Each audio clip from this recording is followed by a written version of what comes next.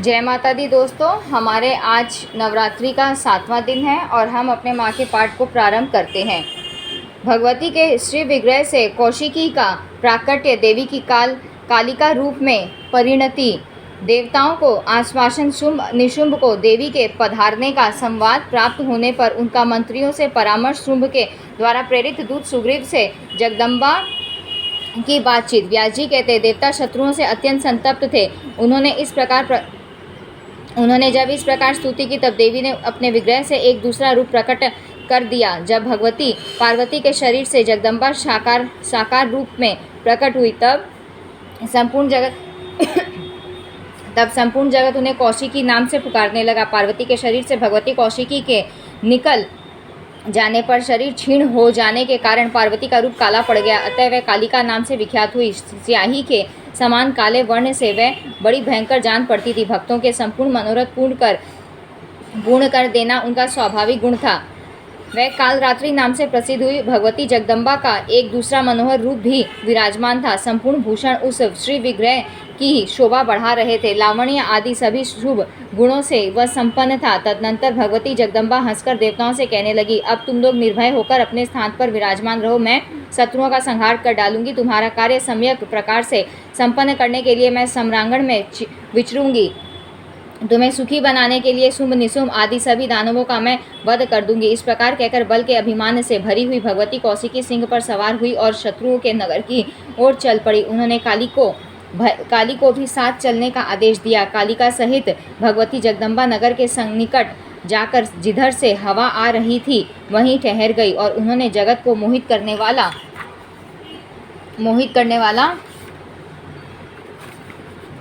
संगीत आरंभ कर दिया। उस सुमधुर गान को सुनकर पक्षी और मृग तक मोहित हो गए। आकाश में रहने वाले देवताओं का मन प्रसन्नता से खिल उठा। शुंभ के 2 सेवक थे जिनके नाम थे चंड और मुंड। उस समय वह दोनों भयंकर अनुचर स्वतंत्रता पूर्वक विचर रहे थे। वह वहां आए और उन्होंने देखा दिव्य रूप धारिणी भगवती जगदम्बा गा रही है। उन्होंने कालिका को अपने सामने स्थान दे रखा था। दिव्य रूपा उन भगवती जगदम्बा को देखकर चंड और मुंड महान आश्चर्य में पड़ गए। राजेंद्र, तब वह उसी क्षण शुंभ के पास चल पड़े।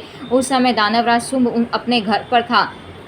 उसके पास पहुंचकर चंड और मुंड ने मस्तक झुकाकर प्रणाम किया। साथ ही मधुर वाणी में कहा, राजन, कामदेव को भी मोहित करने की योग्यता रखने वाली एक सुंदरी स्त्री हिमालय पर्वत से निकली है। सिंह उसकी सवारी का काम दे रहा है। उसमें सभी शुभ लक्षण वर्तमान है। ऐसी उत्तम स्त्री देवलोक अथवा गंधर्व लोक में भी मिलनी असंभव है। जगत भर में कहीं भी ऐसी स्त्री को न तो देखा है और न सुना ही है। राजन, वह ऐसा सुंदर गाना गाती है जिसे सुनकर सभी जन मुग्ध हो जाते हैं। उसके सुमधुर स्वर से मोहित हुए मृग सदा उसके पास बने रहते हैं। महाराज, वह किसकी पुत्री है और उसके यहाँ आने का क्या प्रयोजन है, इस विषय की जानकारी प्राप्त करके आप उसे अपने पास स्थान दीजिए। वास्तव में यह कामिनी आपके योग्य है। उसकी आंखों से कल्याण टपक रहा है। उसका पता लगाकर आप अपने घर ले आएं और उसे भार्या बनाने की कृपा करें।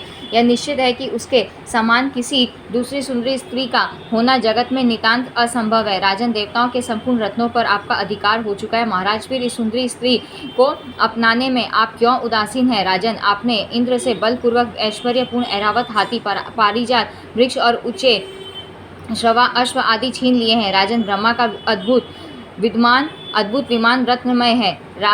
राजहंस के चिन्हन वाली ध्वजा उस पर फहरा रही है। ऐसे दिव्य विमान को आपने बलपूर्वक अपने अधिकार में कर लिया है। राजन, पद्म नामक निधि आप कुबेर से छीन लाए हैं। वरुण का शुभ्र छत्र आपने हठपूर्वक ले लिया है। राजेंद्र, आपके भाई निशुंभ से वरुण की मुठभेड़ हुई थी। वरुण हार गया, तब से उसका पाश भी निशुंभ के पास ही सुशोभित है। महाराज, आपके भय से समुद्र ने, जिसके कमल कभी गुमलाते नहीं, ऐसी माला तथा तरह तरह के रत्न आपको भेंट किए हैं। राजन, मृत्यु की शक्ति और यमराज के अत्यंत भयंकर दंड पर भी आपका अधिकार है। उन्हें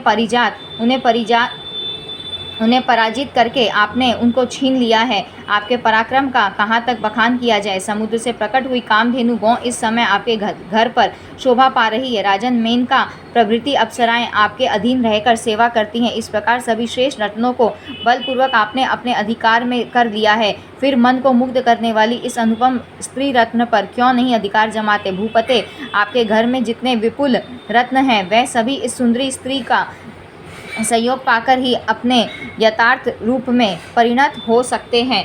दानवराज, त्रिलोकी में कहीं भी ऐसी सुंदरी स्त्री नहीं है, अतः इस मनोहारिणी स्त्री को आप शीघ्र अपने यहाँ लाकर अपनी प्रेयसी भार्या बना ले। व्यास जी कहते, चंड और मुंड की वाणी बड़ी मधुर थी, उसके प्रत्येक अक्षर से मधु टपक रहा था। सुनकर शुंभ का मुख प्रसन्नता से खिल उठा। उसने अपने पास बैठे हुए सुग्रीव से यों कहा, सुग्रीव, तुम बड़े बुद्धिमान हो, दूत बनकर जाओ, इस कार्य को संपन्न करो। वहाँ जाकर इस प्रकार बातचीत करनी चाहिए जिससे वह सुंदरी यहाँ आ जाए। श्रृंगार रस के पारगामी विद्वान कहते हैं कि स्त्रियों के विषय में कार्यकुशल दूत को साम और दान, इन दो उपायों का प्रयोग करना चाहिए। भेद नीति का प्रयोग करने पर रसाभाव दोष उत्पन्न हो जाता है। दंड नीति का प्रयोग करने पर तो रस की सत्ता ही सर्वदा चौपट हो जाती है। अतः विवेकी जन इन दोनों उपायों को दूषित ठहराते हैं। दूत, साम और दान, इन दो उपायों को ही प्रमुख मानकर इनका प्रयोग करना चाहिए। वाक्यों में मधुरता और नम्रता भरी होनी चाहिए। इन उपायों का प्रयोग करने पर कौन कामिनी स्त्री वश में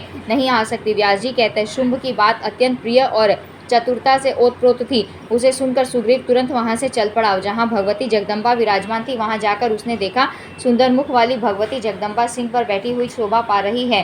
प्रणाम करके मधुर वाणी में वह उनसे कहने लगा। दूत बोला, सुजघने शुंभ बड़े शूरवीर पुरुष हैं, उनके सभी अंगों से सुंदरता टपकती है। देवताओं के वह परम शत्रु हैं, तीनों लोकों पर उनका पूर्णाधिकार है। वह सबको जीत कर शोभा पा रहे हैं। उन्हीं महात्मा ने मुझे तुम्हारे पास भेजा है, क्योंकि तुम्हारे रूप की प्रशंसा सुनकर उनका मन तुम पर आसक्त हो गया है।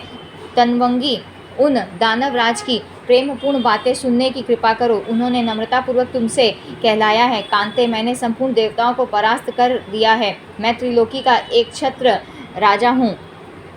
इस समय यज्ञ में दिए हुए हव्य पदार्थ सब मुझे ही भोगने को मिलते हैं। मैंने स्वर्गलोक की सभी 4 वस्तुएं छीन ली हैं। अब वहाँ एक भी रत्न नहीं बचा है। देवताओं के पास जितने रत्न थे वह सब के सब मेरे द्वारा ही हर लिए गए हैं। भामिनी, देवता, दानव और मानव सब के सब मेरे वश में होकर पीछे पीछे चलते। तुम्हारे गुण कान के रास्ते मेरे हृदय में प्रवेश कर गए हैं। परिणाम स्वरूप अब मैं तुम्हारे अधीन होकर तुम्हारा सेवक बन गया हूँ। रंभोरु, तुम जो आज्ञा दो वही करने को तैयार हूँ। चारवंगी, मैं तुम्हारे वशीभूत तुम्हारा अनुचर और दास हूँ। मोरपंख के समान नेत्रों से शोभा पाने वाली सुंदरी, मैं तुम्हारे अधीन हो गया हूँ। तुम मुझे अपना पति बना लो, फिर तुम तीनों लोकों की स्वामिनी बनकर सर्वोत्तम भोग भोगो। कांते, मैं जीवन पर्यंत तुम्हारी आज्ञा का पालन करूँगा। वरारोहे, देवता, दानव और मानव कोई भी मुझे मार नहीं सकते।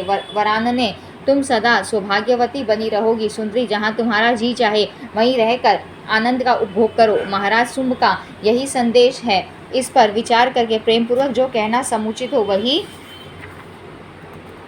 उत्तर मधुर वचनों में देने की कृपा करो। चंचला पांगी, मैं तुम्हारी बातें यथाशीघ्र महाराजा शुंभ के सामने उपस्थित करने को प्रस्तुत हूँ। व्यास जी कहते हैं, शुंभ के दूत सुग्रीव की बात सुनकर भगवती जगदम्बा के मुख पर बड़ी सुंदर मुस्कान छा गई। अब देवताओं का कार्य सिद्ध करने वाली देवी ने मधुर शब्दों में दूत से कहना आरंभ किया। श्रीदेवी बोली, निशुंभ तथा अत्यंत पराक्रमी राजा शुंभ को मैं जानती हूँ। राजा शुंभ ने संपूर्ण देवताओं को जीत लिया है। सभी शत्रु उनके द्वारा मार डाले गए हैं। वह संपूर्ण गुणों की राशि हैं। सारी संपदाओं के भोगने का सुअवसर उन्हें प्राप्त है। वह बड़े दानशील, अत्यंत शूरवीर, सुंदर तथा कामदेव के मूर्तिमान स्वरूप हैं। उनमें 32 शुभ लक्षण वर्तमान है। देवता अथवा मानव कोई उन्हें मार नहीं सकते। यह सब मैंने सुना है। उन महान असुर के विषय में यह सब सुनकर ही उन्हें देखने के लिए मैं यहाँ आई हूँ। जैसे रत्न अपनी शोभा बढ़ाने के लिए सुवर्ण के पास आता है अपने लिए, वैसे ही पति चुनने के विचार से बहुत दूर हिमालय से मेरा यहाँ आना हुआ है। मैंने संपूर्ण देवताओं पर दृष्टि डाली है। मान प्रदान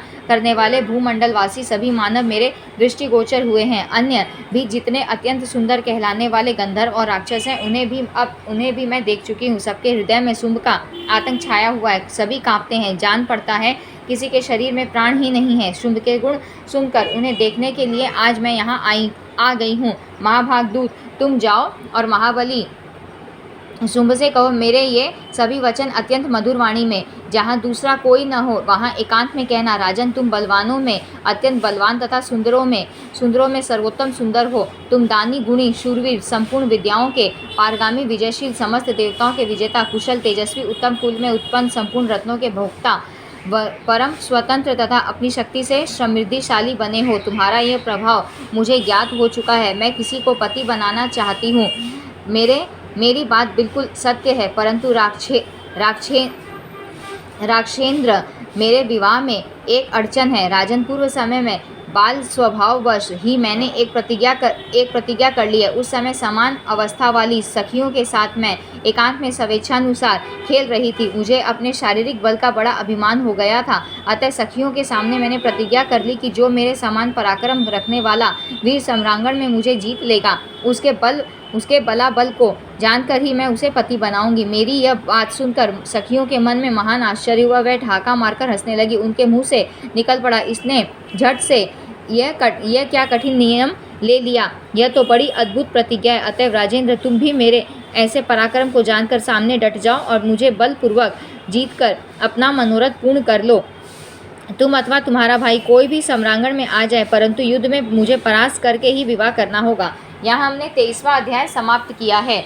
धूम्रलोचन और देवी का संवाद तथा धूम्रलोचन वध। व्यास जी कहते हैं, भगवती जगदम्बा की बात सुनकर सुग्रीव के आश्चर्य की सीमा न रही। उसने कहा, सुंदर बोहों वाली देवी, तुम स्त्री स्वभाव के कारण सहसा यह क्या कह रही हो? अरि भामिनी, जिन्होंने इंद्र सहित संपूर्ण देवताओं तथा अन्य दुर्दांत दैत्यों को भी परास्त कर दिया है, उन्हें तुम संग्राम में जीतने की इच्छा कैसे रखती हो? त्रिलोकी में कोई भी ऐसा नहीं है जो समर में शुंभ को जीत सके।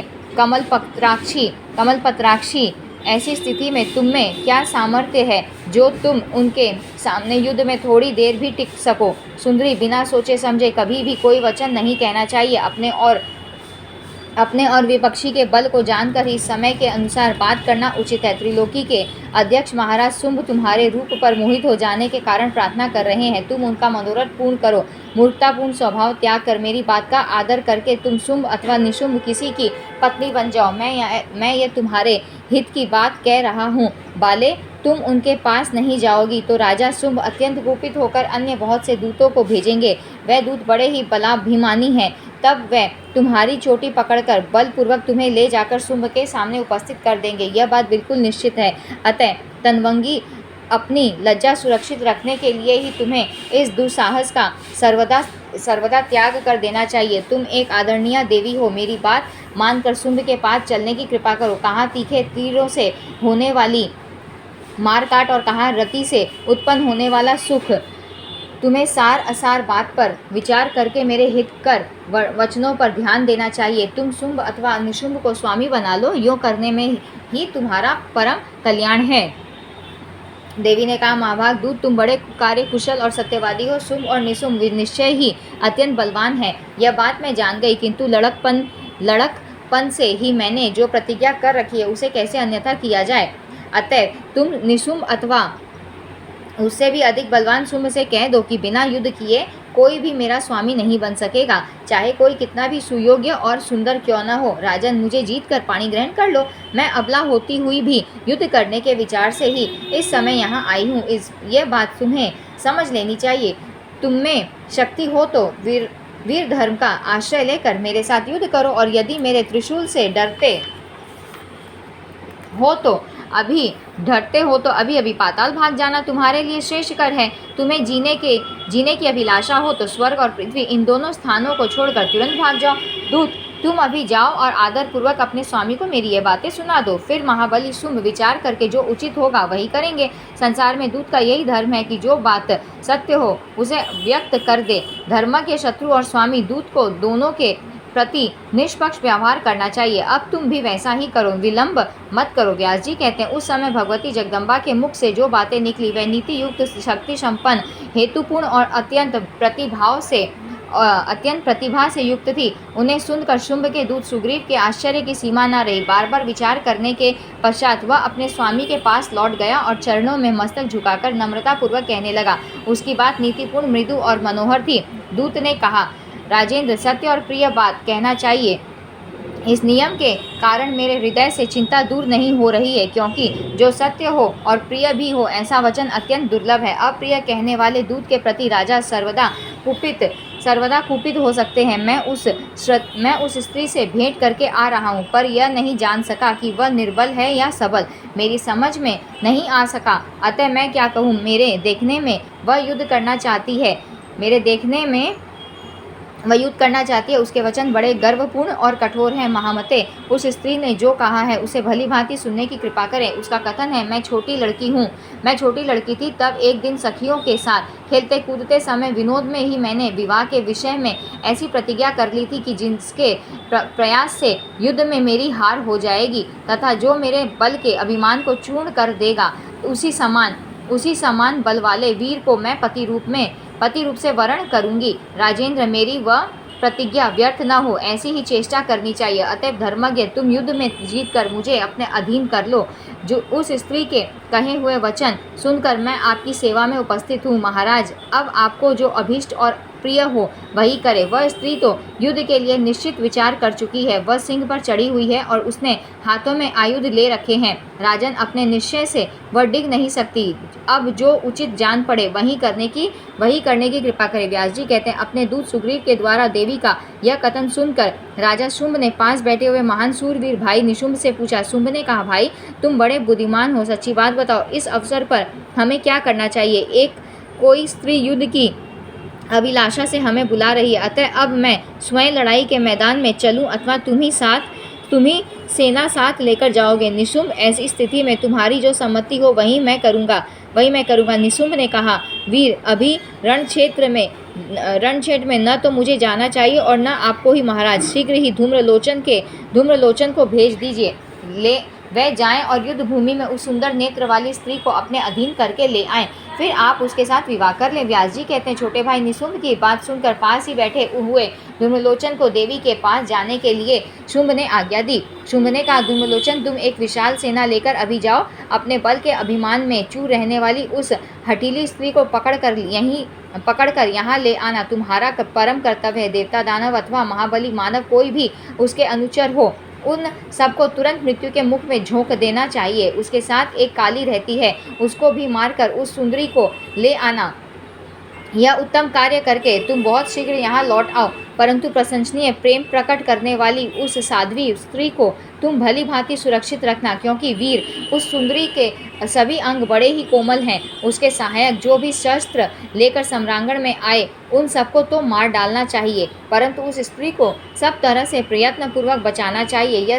वह सर्वदा अवध्य है। व्यास जी कहते हैं, शुंभ दानवों का राजा था। उसका उपयुक्त आदेश पाकर धूम्रलोचन तुरंत जाने को तैयार हो गया। उसने शुंभ के सामने मस्तक झुकाया और सेना साथ लेकर वह युद्ध भूमि की ओर चल पड़ा। उसकी सेना में 60,000 राक्षस थे। उस समय मृग शावक के नेत्रों जैसे विशाल नेत्र वाली भगवती जगदम्बा मनोहर उपवन में विराजमान थी। उन पर धूम्र लोचन की दृष्टि पड़ी। देखकर नम्रता पूर्वक वह पास चला गया और उसने बातचीत आरंभ कर दी। उसके वचन से मधु टपक रहा था। उसका प्रत्येक शब्द हेतुयुक्त और सरस था। उसने कहा, महाभाग्यवती देवी, सुनो, शुंभ तुम्हारे विरह से अत्यंत व्याकुल है। उन्हें नीति शास्त्र का सर्वोत्तम ज्ञान प्राप्त है, इसीलिए उन्होंने तुम्हारे पास दूत भेजा था, रस भंग न हो जाए इस डर से वह स्वयं तुम्हारे पास आना अनुचित समझते हैं। वरानने, दूत ने जाकर कुछ उल्टी ही बातें वहाँ कह दी। उसे सुनकर राजा शुंभ के मन पर चिंता की काली घटाएं घिर आई हैं। मैं विशाल वाहिनी के साथ सेवा में उपस्थित हूँ। महाभागे,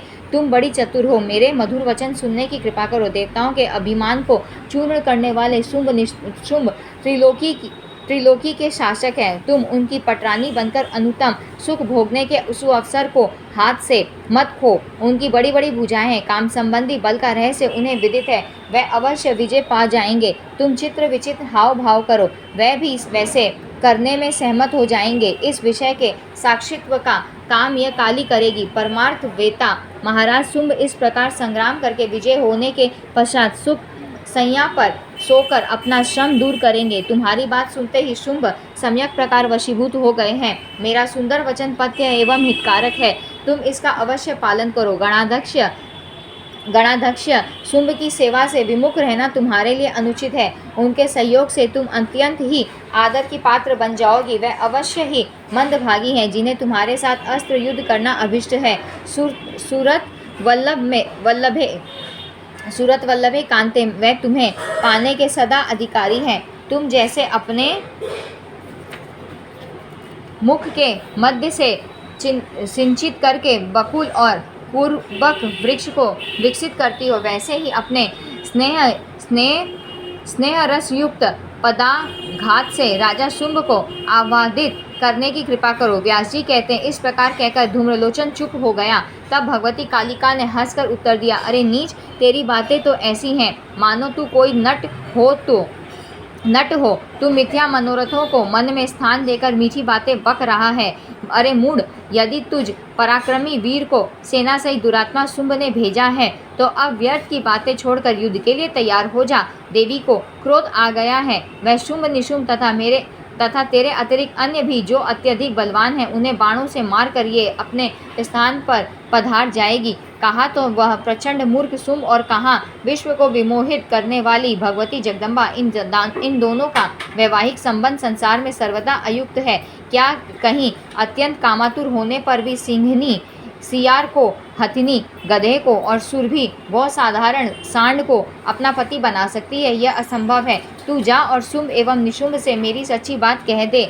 उनसे मेरा अनुरोध है कि तुम या तो युद्ध करो, नहीं तो अभी तुरंत पाताल के लिए प्रस्थान करो। व्यास जी कहते हैं, महाभाग भगवती का यह कथन सुनकर धूम्रलोचन की आंखें क्रोध से लाल हो गई। उस दैत्य ने भगवती काली से कहा, दुर्दर्शे, तुम्हें और इस मतवाले सिंह को सदा के लिए सम्रांगण में सुलाकर इस स्त्री को लेकर मैं महाराज के पास चला जाऊंगा। यह बिल्कुल निश्चित है। कलह में प्रेम रखने वाली काली के इस अवसर पर रस भंग न हो जाए, इसी भय से मैं डरता हूँ, अन्यथा अभी अभी अपने तीखे बाणों से तुम्हें मृत्यु के मुख में झोंक देता। कालिका ने कहा, मूर्ख, क्यों अनाप शनाप बक रहे हो? धनुष धारण करने वाले वीरों का यह धर्म नहीं है। तुम अपनी पूरी शक्ति लगाकर बाण चलाने से मत चूको। तुम्हारा यमराज की सभा में उपस्थित होने का समय बिल्कुल समीप है। व्यास जी कहते, भगवती कालिका की बात सुनकर धूम्रलोचन ने एक दृढ़ धनुष हाथ में ले लिया और देवी पर बाण वर्षा आरंभ कर दी। उस समय इंद्र आदि देवता श्रेष्ठ विमानों पर बैठकर प्रशंसा पूर्वक एक स्वर से देवी की जय हो यह जयकार लगा रहे थे। अब काली और धूम्रलोचन में अत्यंत भयंकर युद्ध होने लगा। बाण, तलवार, गदा, शक्ति और मूसल आदि अस्त्र शस्त्र चलने लगे। धूम्रलोचन के रथ में गधे जूते थे। कालिका ने पहले उन्हें बाणों से मारकर यमलोक भेज दिया। इसके बाद रथ के टुकड़े टुकड़े कर दिए। फिर वह बार बार ठठाकर हंसने लगी। भारत, तुम धूम्रलोचन दूसरे रथ पर बैठ गया। क्रोध से उसके सर्वांग जल रहे थे। उसने कालिका के ऊपर अनगिनत बाणों की वर्षा आरंभ कर दी। बाण उनके पास तक पहुंच भी नहीं पाते थे कि देवी उन्हें काट डालती थी। तत्पश्चात कालिका ने बहुत से तीक्ष्ण बाण धूम्रलोचन पर चलाए। देवी के उन बाणों से उस दानव के हजारों अनुचर निष्प्राण हो गए। रथ कटकर गिर गया। सारथी और रथ खींचने वाले गधे सभी काल के ग्रास बन गए। काली के बाण ऐसे प्रचंड थे मानो विषधर सर्प हो। उनके आघात से धूम्रलोचन के धनुष की धज्जियां उड़ गई। देवताओं को प्रसन्न करने के लिए भगवती शंख ध्वनि करने लगी। अब रथहीन धूम्रलोचन के क्रोध की सीमा न रही। उसके पास एक लोहमय सुदृढ़ परिघ था। उसे हाथ में उठाकर वह देवी के रथ के सन्निकट आ गया। उस समय धूम्रलोचन की आकृति इतनी भयंकर हो गई थी मानो साक्षात काल हो। वह काली की बातों से भर्त्सना करने लगा। अरे कुरूपे, पिंगल लोचने, मैं अभी अभी तुम्हें मार डालता हूँ। यूँ कहकर उसने तुरंत आगे बढ़कर देवी पर परिघ फेंका। इतने में भगवती जगदम्बा ने ऐसा हुंकार किया कि उसके प्रभाव से धूम्रलोचन जलकर राख हो गया। धूम्रलोचन जलकर भस्म हो गया। यह देखकर सैनिकों के हृदय में अत्यंत आतंक छा गया। वे तुरंत भाग छूटे। बाप रे बाप पुकारते हुए वे भागे जा रहे थे। धूम्रलोचन का निधन देखकर देवताओं के मन में अपार हर्ष छा गया। आकाश में विराजमान होकर वे देवी के ऊपर पुष्प बरसाने लगे। राजन, उस समय सम्रांगण का दृश्य बड़ा ही भयानक हो गया था। अनेकों दानव मरे पड़े थे। हाथियों, घोड़ों और गधों की लाशें बिछी थी। युद्ध भूमि में पड़े हुए निष्प्राण दानवों को पाकर गिद्ध कौवे, सियार, बाज और पिशाच नाचने तथा कोलाहल करने में व्यस्त थे। अब भगवती जगदम्बा युद्ध भूमि से अलग होकर कुछ दूर चली गई और उन्होंने उच्च स्वर से शंखनाद आरंभ कर दिया। वह ध्वनि विपक्षियों के लिए अत्यंत भयप्रद थी। उस समय शुंभ अपने भवन पर विराजमान था। उसे शंख ध्वनि सुनाई पड़ी थोड़ी देर तक। थोड़ी देर के बाद भागे आते हुए दानव दिखाई पड़े। उनका अंग अंग छिद गया था, रुधिर से वे भीगे हुए थे। मंच पर बैठकर युद्ध करने वाले दानवों के भी हाथ, पैर और नेत्र टूट फूट गए थे। उनकी पीठ, कमर और गर्दन फट गई थी। मुंह से केवल चिल्लाहट निकल रही थी। उनकी स्थिति देखकर शुंभ और निशुंभ ने पूछा, धूम्रलोचन कहाँ गया? तुम लोग ऐसे छिन्न भिन्न होकर क्यों आ रहे हो? सुंदर मुख वाली वही स्त्री क्यों नहीं लाई गई? अरे मूर्खों, सारी सेना कहाँ गई? तुम घबरा क्यों रहे हो? ठीक बताओ तो सही। यह भय बढ़ाने वाली शंख ध्वनि अभी किसकी हो रही है? गण बोले, सारी सेना मर खप गई। धूम्रलोचन के प्राण पखेरु उड़ गए। संग्राम भूमि में यह अमानुषिक घटना कालिका के द्वारा घटित हुई है और यह आकाशव्यापी शंख ध्वनि अंबिका की हो रही है। देवताओं का हर्ष बढ़ाना और दानवों को शोकाकुल करना इस शंखनाद का मुख्य प्रयोजन है। राजन, जिस समय देवी के सिंह ने समस्त सैनिकों को मार डाला और बाणों के आघात से सब रथ टूट गए तथा घोड़ों की चेतना समाप्त हो गई, तब देवताओं के आनंद की सीमा न रही। वह आकाश में विराजमान होकर पुष्प बरसाने लगे। हमने देखा कि सारी सेना युद्ध में काम आ गई। धूम्रलोचन इस लोक से चल बसे। तब हमने मन में निश्चय कर लिया कि हमारी विजय असंभव है। राजेंद्र, आप विचार कुशल मंत्रियों के साथ बैठकर परामर्श करने की कृपा करें।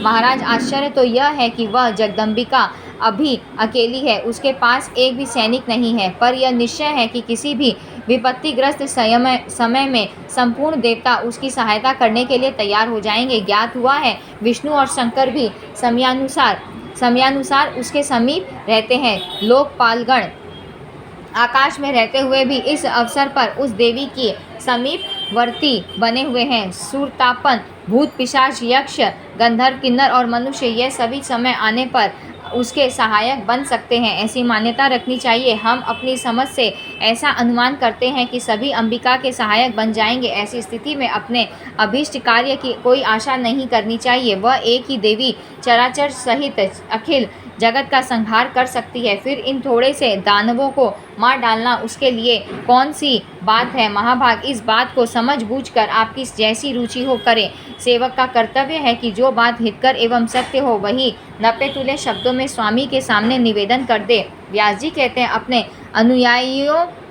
अनुयायियों के वचन सुनकर शत्रु सेना को कुचल डालने की शक्ति रखने वाला शुंभ छोटे भाई निशुंभ को लेकर एकांत स्थान में चला गया और उससे पूछने लगा, भाई देखो, कालिका ने अभी धूम्रलोचन को मार डाला है। सारे सैनिक मृत्यु मुख में चले गए। कुछ टूटे फूटे अंगों वाले अनुचर भाग कर आए हैं। अभिमान में चूर रहने वाली वही देवी शंख ध्वनि कर रही है। इससे सिद्ध होता है कि सम्यक प्रकार से काल की गति को समझना ज्ञानी पुरुषों के लिए भी कठिन है। काल की ऐसी महिमा है कि उसके प्रभाव से तृण वज्र के समान, वज्र तृण के समान तथा अत्यंत शक्तिशाली भी सर्वदा निर्बल हो जाता है।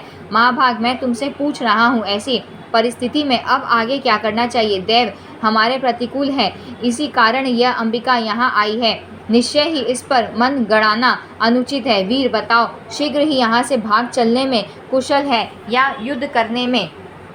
यद्यपि तुम छोटे हो, फिर भी इस दुखदायी समय में मैं तुम्हें बड़ा मान रहा हूँ। निशुंभ ने कहा, अनग, इस समय न तो भागना ठीक है और न दुर्गम में छिपे रहना ही। इस स्त्री के साथ सम्यक प्रकार से युद्ध किया जाए, इसी में अपना परम श्रेय है। मेरे बड़े बड़े सहायक हैं। मैं अभी सेना सहित सम्रांगण में जाऊंगा और उस अबला को मार कर लौट आऊँगा। हाँ, यदि बलवान प्रारब्ध के कारण मेरा अभीष्ट सिद्ध न हुआ तो मेरा वहाँ से लौटना असंभव है। मेरे मर जाने पर भी बार बार परामर्श करके आपको इस कार्य से विमुख नहीं होना चाहिए। अपने छोटे भाई निशुंभ की उपयुक्त बात सुनकर शुंभ ने उससे कहा, तुम अभी ठहरो। चंड और मुंड बड़े पराक्रमी वीर हैं। यह दोनों योद्धा पहले जाएं, क्योंकि खरहे को पकड़ने के लिए हाथी को छोड़ना शोभा नहीं देता। चंड और मुंड अपार सामर्थ्य हैं। चंड और मुंड में अपार सामर्थ्य है, उस स्त्री को वह भली भांति मार सकते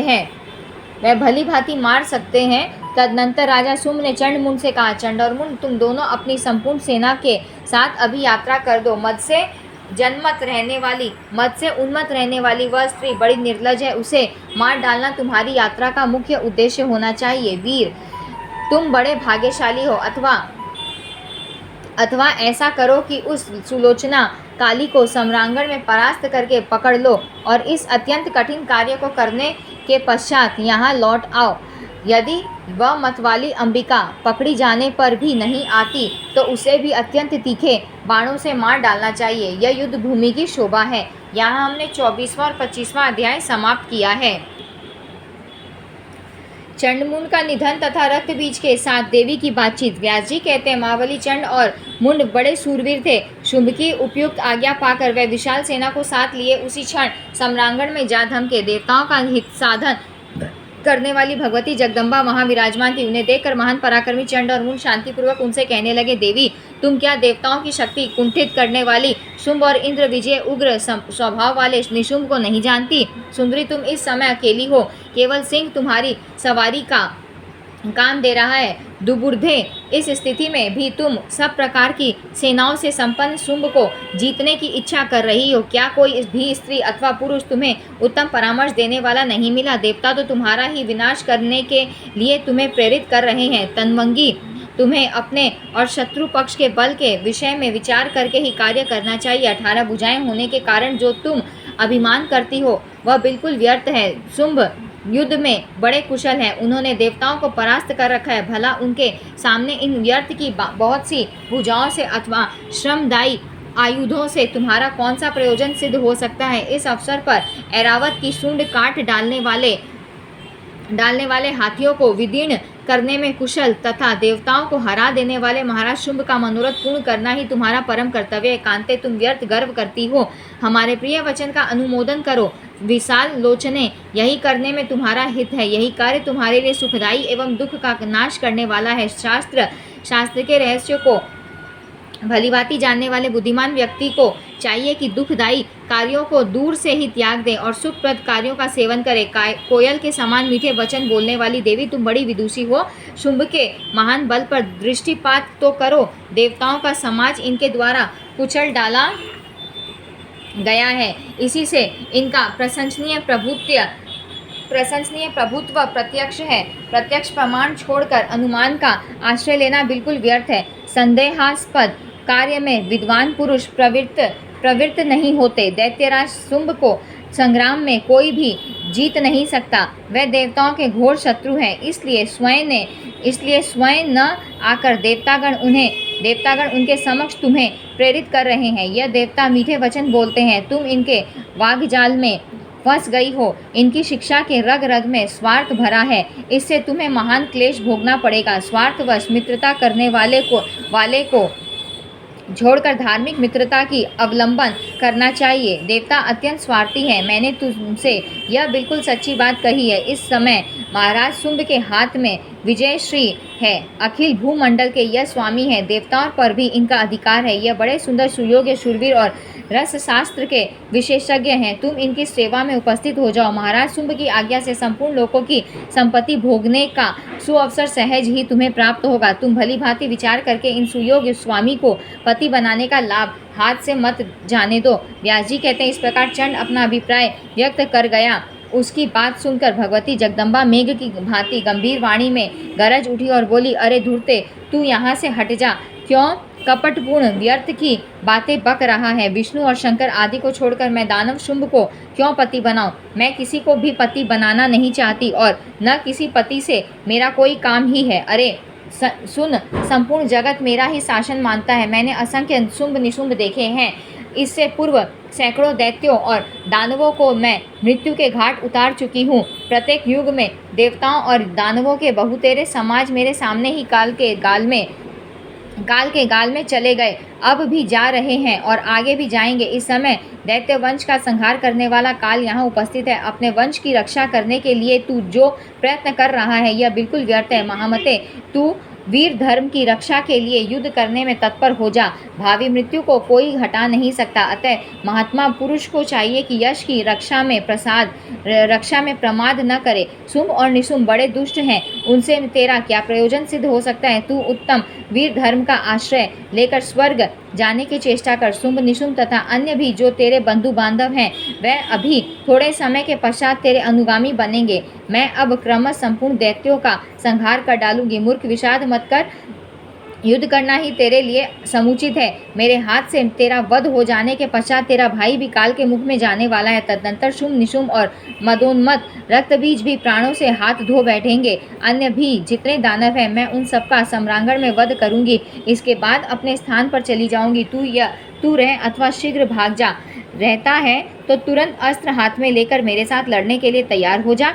क्यों व्यर्थ की बातें बक रहा है? ऐसी बातें तो कायर जनों को ही प्रिय होती हैं। व्यास जी कहते, देवी के यूं उत्तेजित करने पर चंड और मुंड के क्रोध की सीमा न रही। बल के अभिमान में चूर रहने वाले उन दानवों ने तुरंत धनुष टंकारना आरंभ कर दिया। देवी ने विशंख बजाया, जिसकी तुमुल ध्वनि से दसों दिशाएं गूंज उठी। महाबली सिंह भी क्रोध में भरकर गरज उठा। उस गर्जन से इंद्रादि देवताओं, मुनियों, यक्षों, गंधर्वों, सिद्धों, साध्यों और किन्नरों के हृदय में प्रसन्नता छा गई। तदनंतर देवी का चंड और मुंड के साथ परस्पर युद्ध आरंभ हो गया। कातरों को भयभीत करने वाले उस युद्ध में गदा, तलवार और बाण आदि विविध आयुध चलने लगे। देवी अपने चमचमाते हुए बाणों से चंड के तीरों को काटने लगी। साथ ही उन्होंने सर्पों की तुलना करने वाले बाण चलाने आरंभ कर दिए। उस समय देवी के बाणों से आकाश इस प्रकार छा गया मानो वर्षा होने के बाद कृषकों के लिए कष्टप्रद फतिंगे चारों ओर फैल गए हों। अब मुंड भी सैनिकों को साथ लेकर युद्धभूमि में फट गया। उसकी आकृति बड़ी भयंकर थी। उसने रोष में भरकर बाण चलाने आरंभ कर दिए। महान बाण जाल देखकर देवी के मन में क्रोध उत्पन्न हो गया। रोष के कारण उनके मुख की आकृति ऐसी हो गई मानो काली घटा हो। उनके केले के फूल के समान विशाल नेत्र थे, टेढ़ी भौहें थी। यों वह काली वेश में विराजने लगी। उन्होंने बाघ का चर्म पहन रखा था। वह हाथी के चर्म की चादर से सुशोभित थी। उनका वक्षस्थल नरमुंड की माला से अलंकृत था। उदर ऐसा था मानो बिना जल की बावली हो। खटवांग, तलवार और पास धारण करने वाली काली इतनी डरावनी जान पड़ती थी मानो दूसरी काल रात्रि का प्रादुर्भाव हो गया हो। उनका विशाल मुख था। वह बारंबार जीभ लपलपा रही थी। उनकी मोटी जांघें थी। उनके द्वारा असुर काल के ग्रास बनने लगे। क्रोध में भरकर काली पराक्रमी असुरों को हाथ में पकड़ती और उन्हें मुख में डालकर दांतों से चूर चूर कर देती। वह घंटा और सवारों सहित हाथियों को पकड़कर मुख में डाल लेती थी। साथ ही अट्टहास करने लगती थी। ऐसी ही सारथी सहित घोड़ों और रथों को भी मुख में डालकर वह दांतों से चबाने लगी। अब चंड और मुंड अपनी सेना का यों संहार होते देखकर बाणों की अनवरत वृष्टि से काली को ढकने के प्रयास में लग गए। चंड का चक्र सूर्य के समान तेजस्वी था। सुदर्शन चक्र के समान उसमें शक्ति थी। चंड ने तुरंत देवी पर वह चक्र चला दिया। वह बार बार गरजने लगा। उसे गरजते देखकर काली ने एक बाण चला दिया। अब उस बाण के प्रभाव से चंड का चक्र, जो सूर्य के समान तेजस्वी और सुदर्शन चक्र की तुलना करने वाला था, टुक टुक होकर गिर पड़ा। साथ ही तीखे तीरों से काली ने चंड पर चोट की। देवी के बाणों से अत्यंत व्यथित होने के कारण वह मूर्छित होकर भूमि पर पड़ गया। अपने भाई को धराशायी देखकर मुंड का मन क्षुब्ध हो उठा। वह रोष में भरकर काली के ऊपर बाण बरसाने लगा। उसकी बाण वृष्टि बड़ी ही भयंकर थी, परंतु देवी ने इशिकास्त्र का प्रयोग करके क्षण भर में ही सारे बाण काट डाले। फिर चंद्राकार बाण से मुंड पर आघात किया। यद्यपि मुंड महान बलशाली था, फिर भी देवी के इस बाण की चोट को वह सह न सका और तुरंत ही भूमि पर लौट गया। उस समय दानवी सेना में बड़े जोर से हाहाकार मच गया। आकाश में रहने वाले संपूर्ण देवता शांत होकर आनंद मनाने लगे। कुछ देर में मूर्छा दूर होने पर चंड ने एक विशाल गदा दाहिने हाथ में उठाई और तुरंत उससे देवी पर प्रहार किया। देवी ने चंड के गदा घात को रोककर बाण पाश का प्रयोग किया, जिससे वह दानव बंध गया।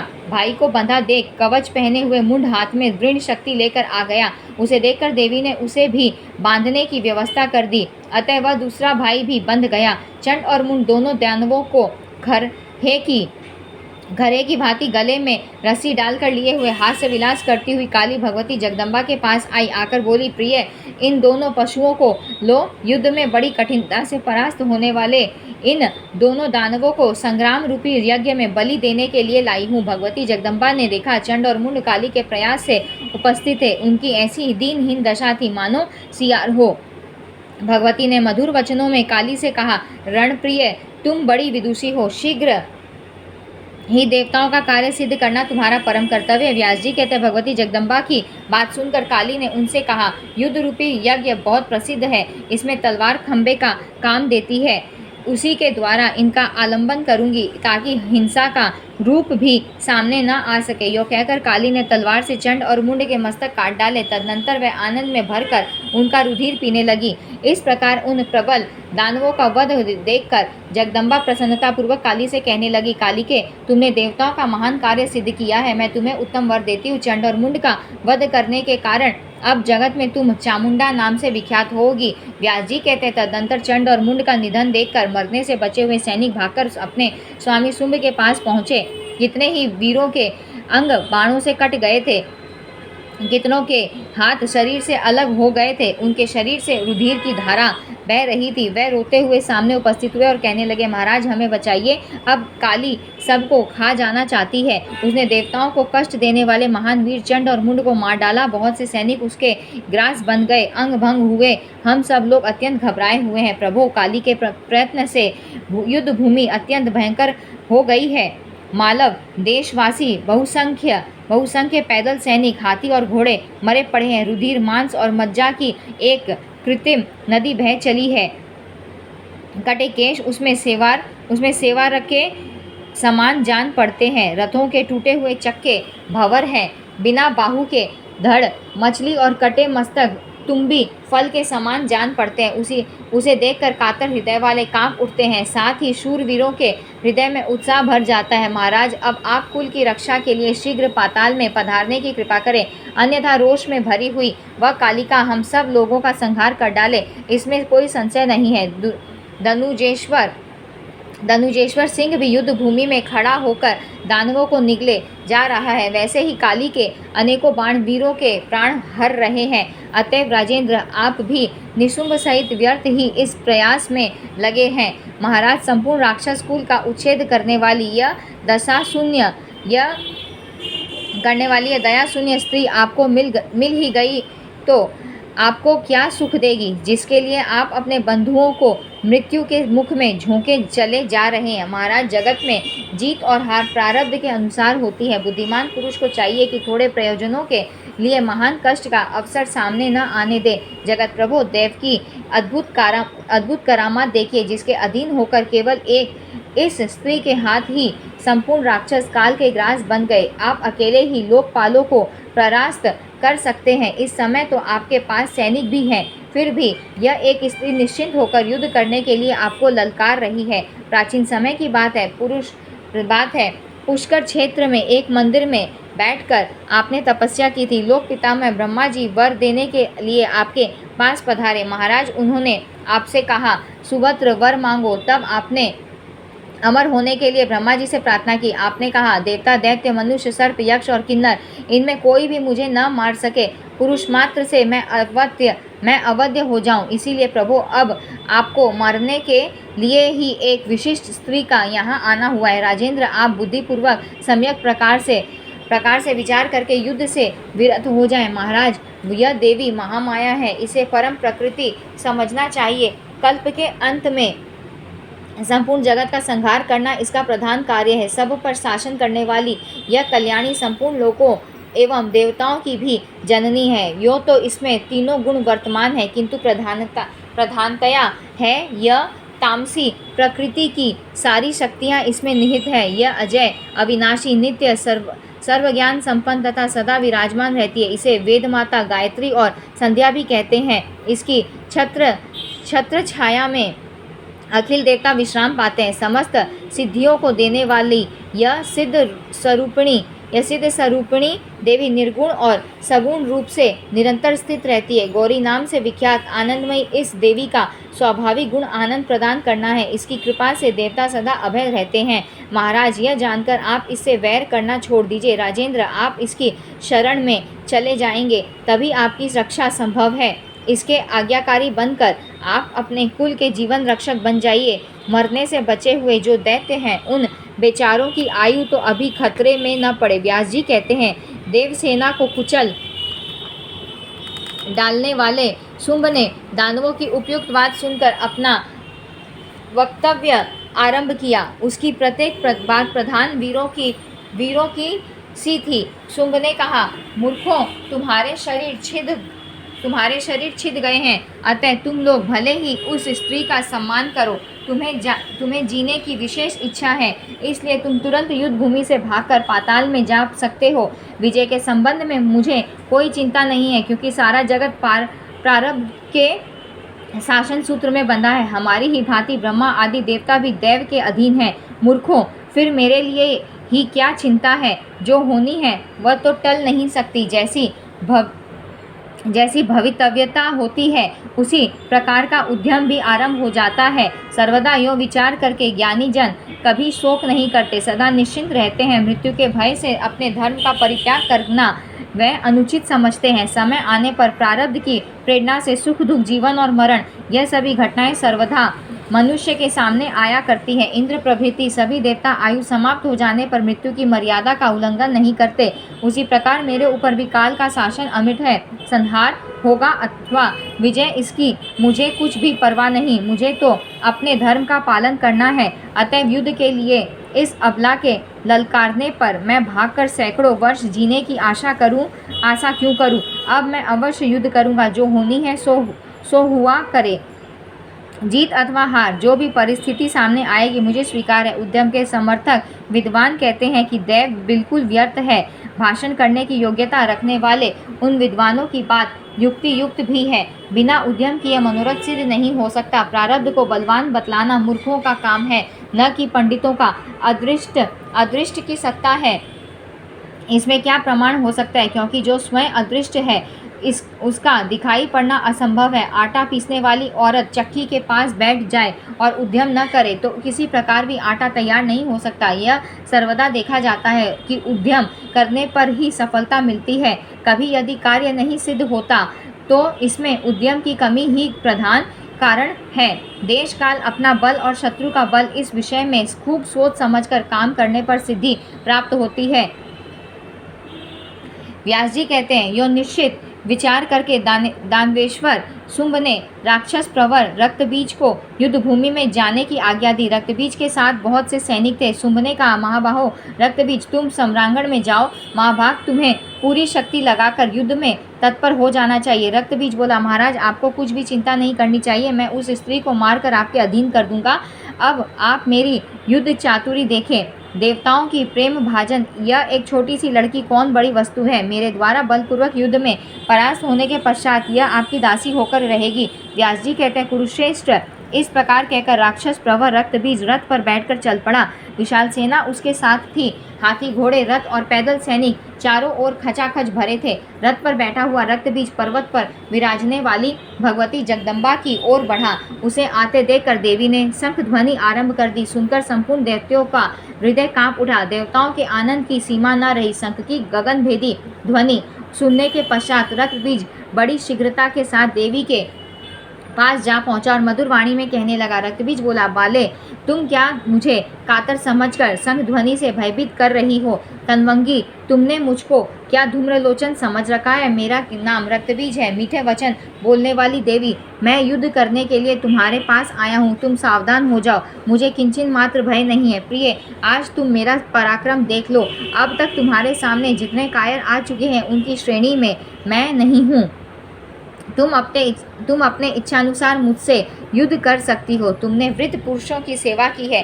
नीति शास्त्र सुनने का अवसर तुम्हें सुलभ हो चुका है। साथ ही अर्थ विज्ञान का अध्ययन और विद्या गोष्ठी का समागम भी तुमने किया है। सुंदरी, यदि तुम साहित्य शास्त्र का पूर्ण ज्ञान रखती हो तो मेरी बात सुनो। मेरा कथन सत्य और युक्तिपूर्ण है। रस नौ है। इनमें 2 रसों की प्रधानता मानी जाती है। विद्वान पुरुष को समाज में श्रृंगार रस और शांत रस अपना मुख्य स्थान रखते हैं। विद्वान पुरुषों के समाज में श्रृंगार रस और शांत रस अपना मुख्य स्थान रखते हैं। उन दोनों में भी श्रृंगार रस अधिक महत्व रखता है। इसी के प्रभाव से विष्णु लक्ष्मी के साथ और ब्रह्मा सावित्री के साथ विराजते हैं। इंद्र सची के साथ और शंकर पार्वती के साथ रहते हैं। यहाँ तक कि वृक्ष लता के साथ, मृगी के साथ और कबूतर कबूतरी के साथ आनंद में मस्त रहते हैं। यह संपूर्ण प्राणी संयोग रस का अनुभव करते हैं। अन्य बहुत से ऐसे भी मानव हैं जिन्हें इसके अनुभव करने का सुअवसर नहीं मिला है। वह अक्रमणीय है।